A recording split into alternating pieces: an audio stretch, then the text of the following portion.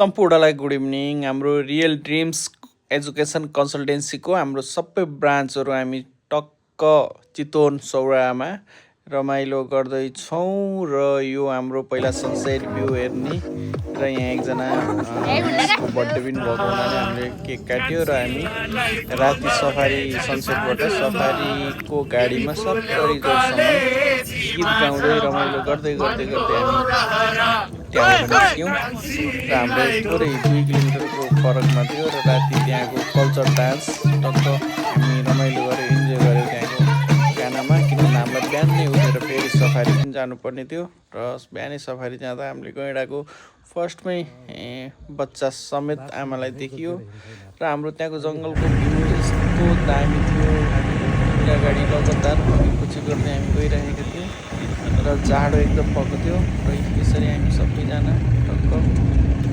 दाइलाई video बनाइदिनु न दाइ भनेर यसरी चाहिँ हामी टोपी सोपी म्यामहरूले लाएर जाडोमा सिट हावा खाँदै जङ्गलमा हामी बाघ खोज्न हिँडेका थियौँ।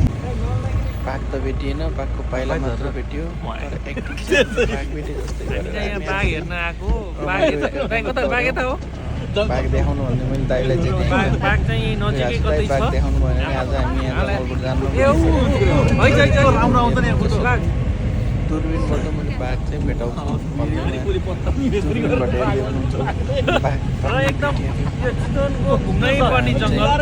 एकदमै राम्रो। दाइको नाम के अरे? लालबहादुर दाइले हामीलाई एकदमै यहाँ दुईटा त बाघ मात्रै देखाउनु, जरायो त कति कति अनलिमिटेड लामो सफारी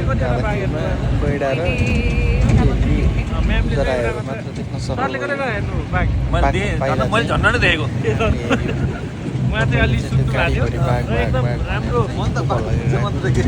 हामी यहाँबाट बोटिङको लागि गयो। बोटिङ जाँदाखेरिमा चाहिँ एकदमै रमाइलो हो, किन भन्दा त्यहाँ चाहिँ साइडमा कति धेरै घडियालहरू थियो। किन भन्दा घडियाल अहिले एकदमै लोप भइसकेको अवस्था छ र तपाईँहरूले हेर्न सक्नुहुन्छ घडियालहरू यी सबै घडियाल हो, मगरमच्छ होइन।